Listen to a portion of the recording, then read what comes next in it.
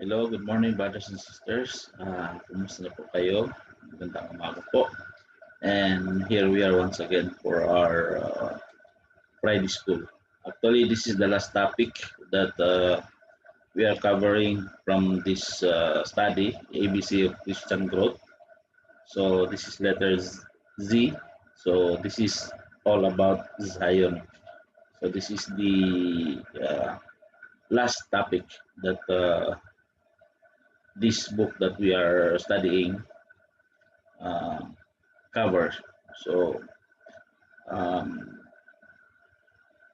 this is a new topic actually. So let's see what is this about.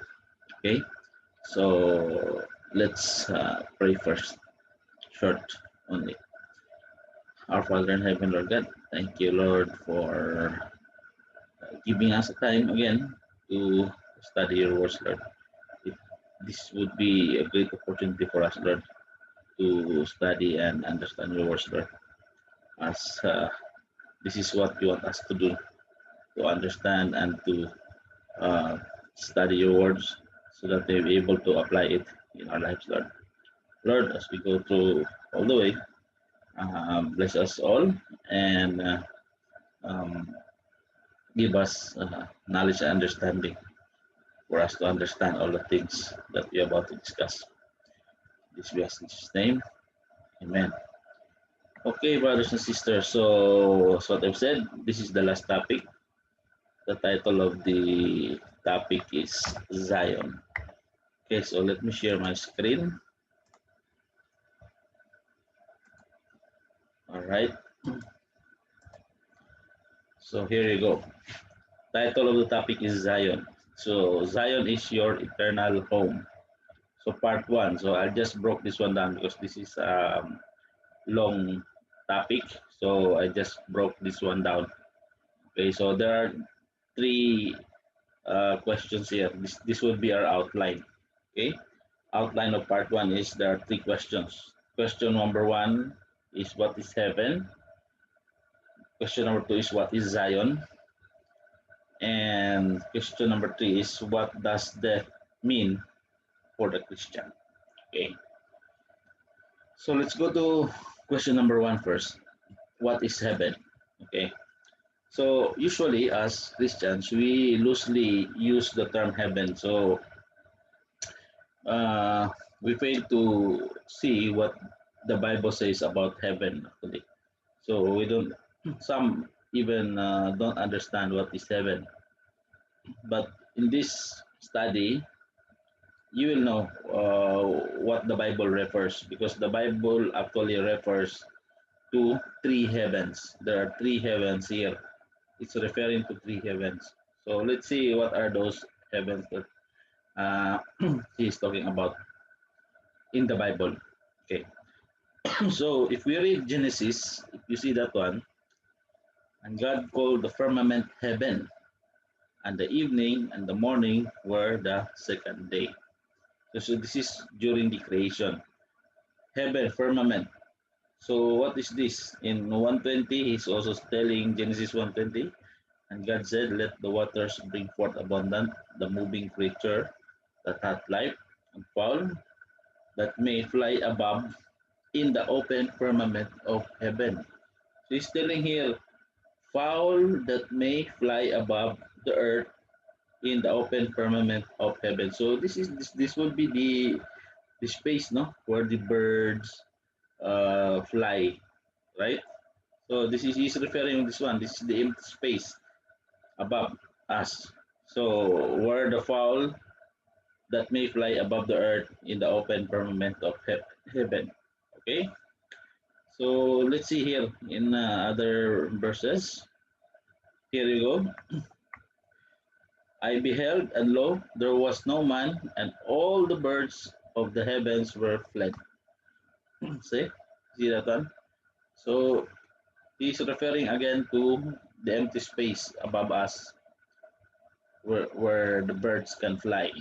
In Daniel 4:12, the leaves thereof were fair, and the fruit thereof much, and in it was meat for all the beasts of the field, so shadow under it, And the fowls of the heaven, again, he's telling fowls of the heaven, dwelt in the boughs thereof, and all flesh was fed of it.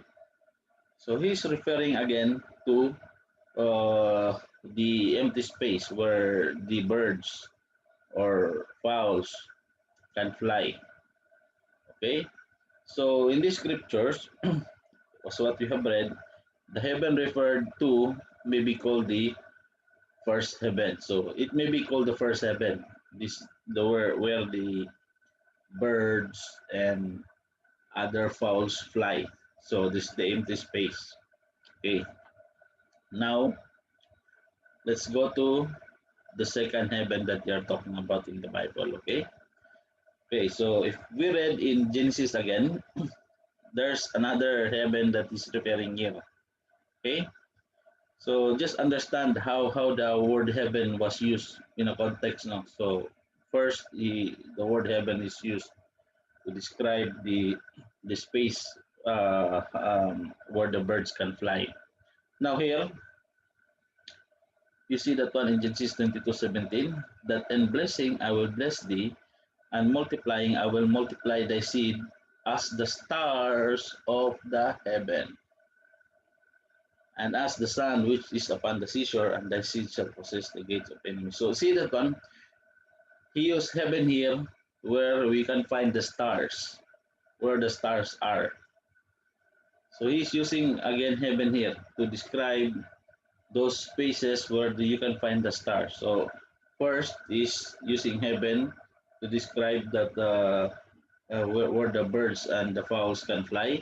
Here in the second is describing heaven as the heaven is described as where the stars that where the stars we can see the stars.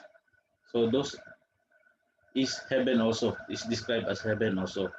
Same as this in Nehemiah 9:23. You see that one. Their children also multiplied thou as stars of heaven. See, stars of heaven again. So this is where you can find the stars. This is the space, the empty space above where you can find the stars. Okay, so he's referring to this is where heaven refers to here in these verses. Okay, let's read one more. So to the chief musician, a son of David, the heavens declare the glory of God. Okay, and the firmament showeth his handiwork. So same, he's describing here where the stars is uh, can be found. So it's more higher than the first one. Actually, if you understand it in our language, that this is the first heaven where the birds can fly. Second heaven is where the stars are. Now, in these scriptures, the heaven referred to may be called second heaven. So this could be first heaven in the Bible. This could be the second heaven. But how about the third heaven that is talking about here? Okay, let's read these verses.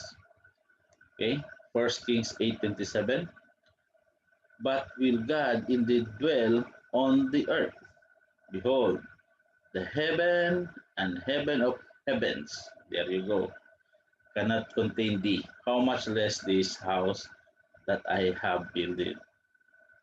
And in 8:30, and hearken thou to the supplication of the servant and of thy people Israel, when they shall pray toward this place, and hear thou in heaven thy dwelling place, and when thou hearest, forgive. See how heaven was used here. Heaven is a dwelling place. Who dwells there? It's supposed to be God, right? It is the heaven and heaven of heavens. First Kings 8:27. Okay, let's move on here. Second Corinthians 12:2. I knew a man in Christ above 14 years ago, whether in the body I cannot tell, or whether out of the body I cannot tell, God knoweth, such one caught up to the third heaven. This is what you are talking about. This is the third heaven. So these scriptures that we have read refers to a heaven which is the abode of God. This is where we can find God. This is the heaven that we should refer to. When we say about heaven here, in this subject matter that we are discussing, when we say about heaven, this is where uh, God is abode of God. Okay, this is where we can find God. So the first heaven that's talking is about the false fly or any birds fly. Second heaven is referring to where the stars, you can find the stars or galaxy or whatever it is.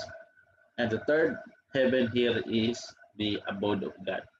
This is where you can find God. Okay, so this is where we should refer when we say heaven in this subject that we are discussing. When you know what is heaven, when you want to know what is heaven, it should be the abode of God. This is where we find God. Okay, so we are clear on that. Okay, now see in this lesson, the heaven to which we prefer in the last above verses, this is the place where God is. Okay, this is where we can find God. So that is heaven, right? So we need to understand the context of the how the heaven was used in the Bible. Okay. Okay. So next question would be, what is Zion? Okay. Now Zion is actually another name for Jerusalem.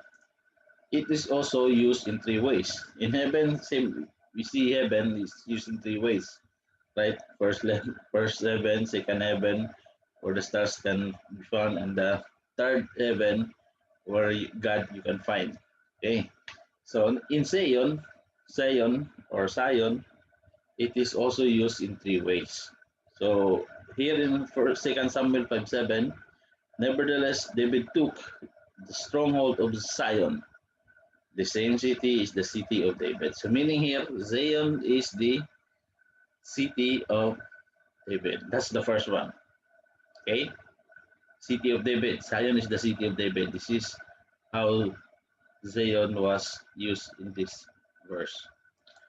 Okay, so in the second, see, and it shall come to pass in the last days that the mountain of the Lord's house shall be established in the top of the mountains. Okay, so here, and shall be exalted above the hills, and all the nations shall flow unto it. And many people shall go and say, come ye, let us go up to the mountain for the Lord, to the house of God of Jacob, and he will teach us his ways, and we will walk in his paths. For out of Zion shall go forth the law and the word of the Lord from Jerusalem. So this is the another word from Jerusalem, no? Zion, or where the mountain of the Lord's house. Okay, so top of the mountain. This is on the top of the mountain.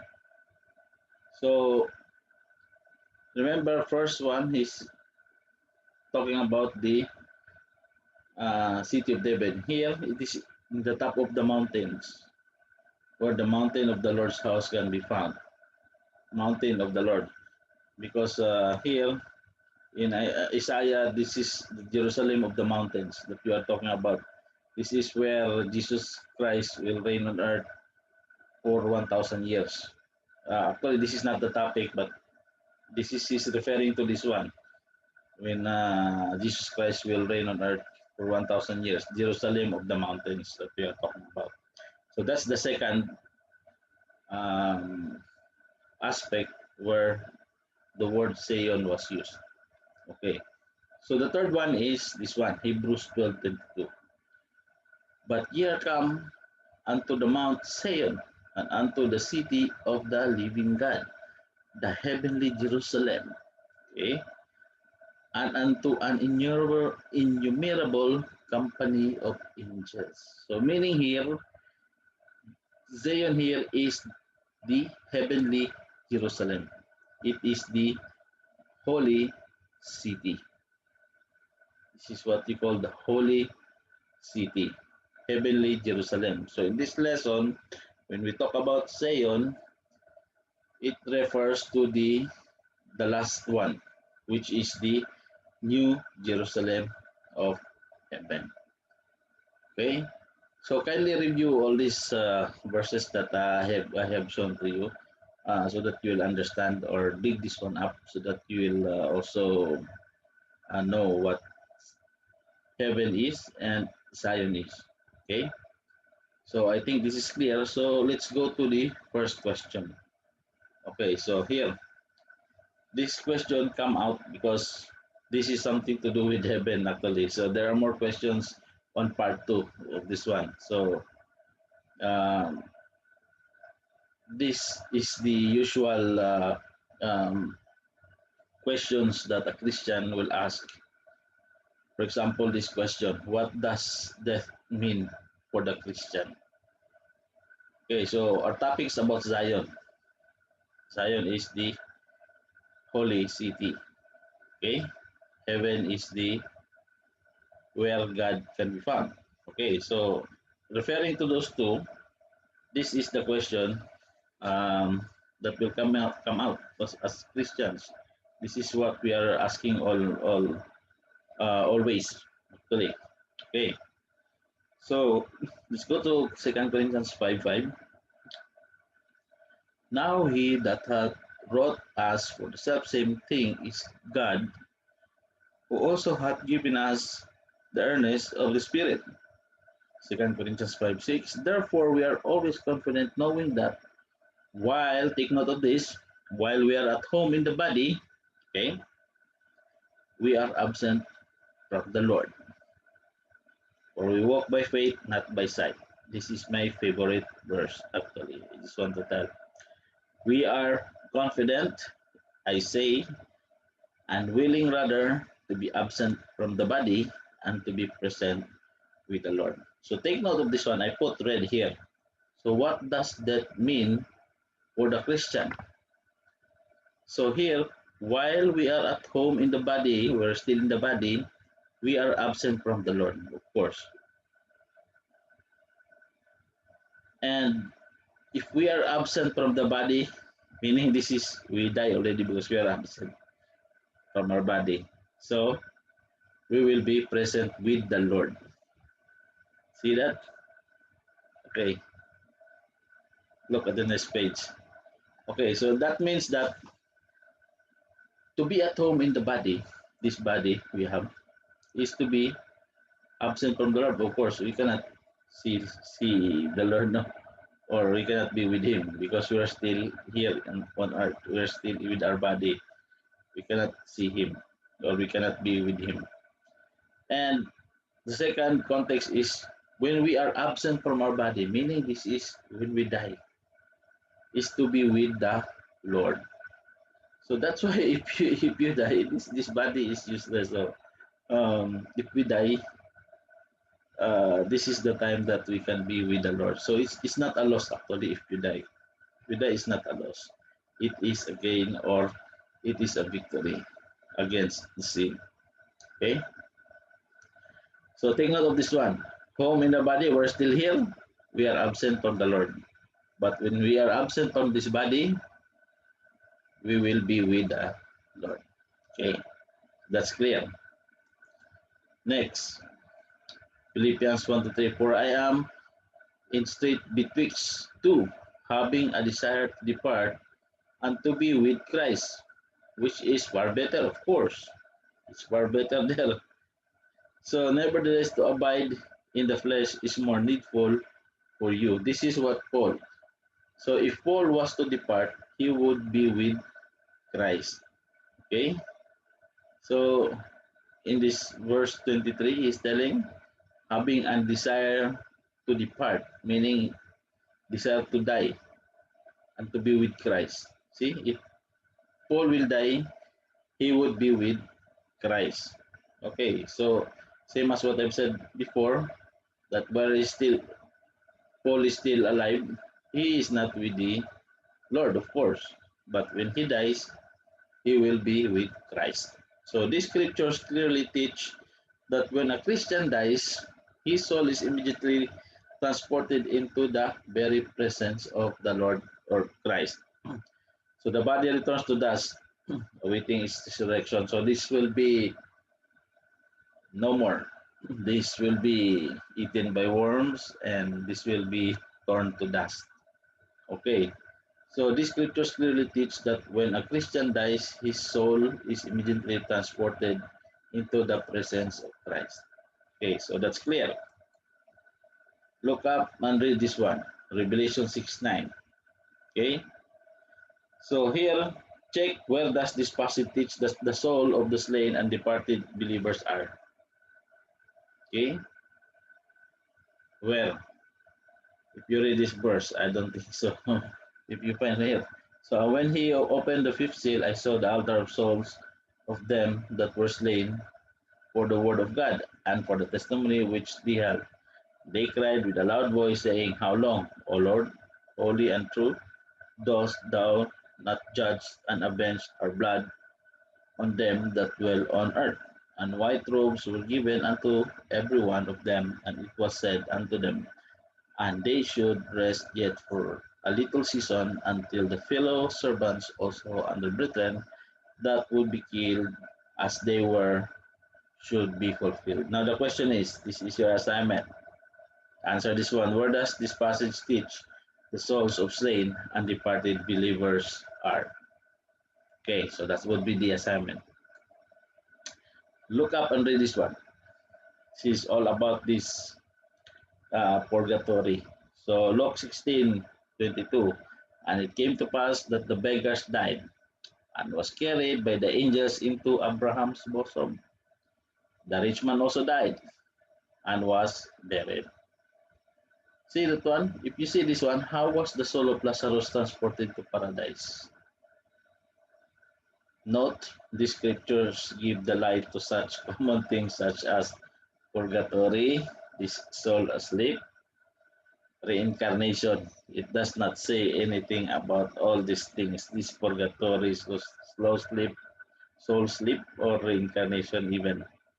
It's not there. He was carried when this beggar died, he was carried by the angels into Abraham's bosom. He was carried into the paradise. See that?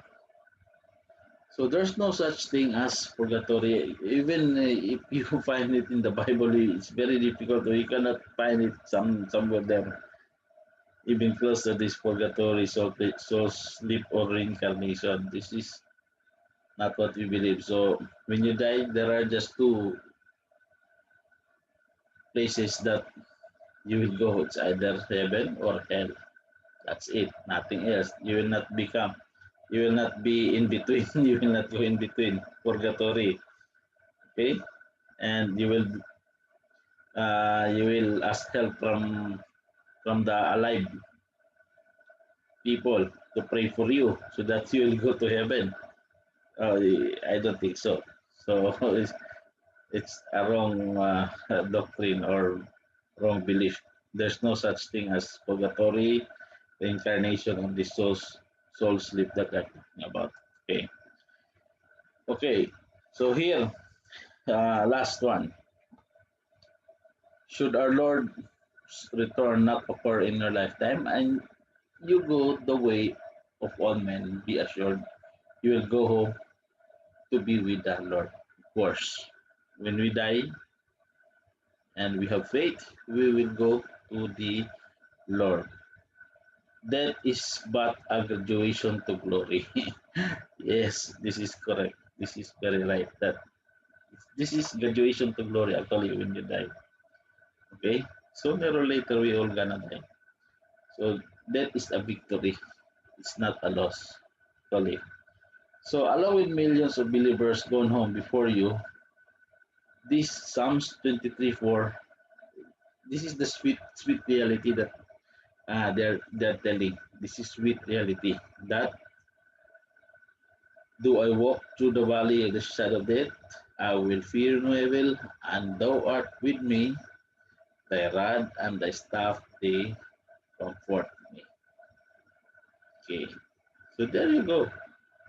Simple as that. That when we walk through the valley in the shadow of death, we will fear no evil, for thou art with me. The Lord will always be with us. The rod and the staff, they comfort me. Okay? So this would be it for today, brothers and sisters. So this is just part one. There should be part two or part three of this. I hope so.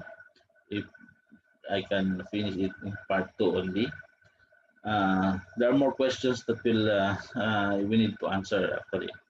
So I hope these questions um, help you to understand what uh, this topic is all about, because it will be very helpful for us to understand the Bible as well when we encounter all these words that we are studying here. Okay, so that would be it for now, brothers and sisters, and thank you so much for being here with me again. And I hope hindi kayo magsasawa, and he will always be here supporting this Bible study, because uh, this is not for me. This is for you, brothers and sisters, and not only for you, but you can also share this one to others, so that they will also be blessed. Let's share the blessings. Okay, so that's it for today, brothers and sisters, and I hope you enjoyed your short vacation. And thank you very much, and God bless you all. Goodbye.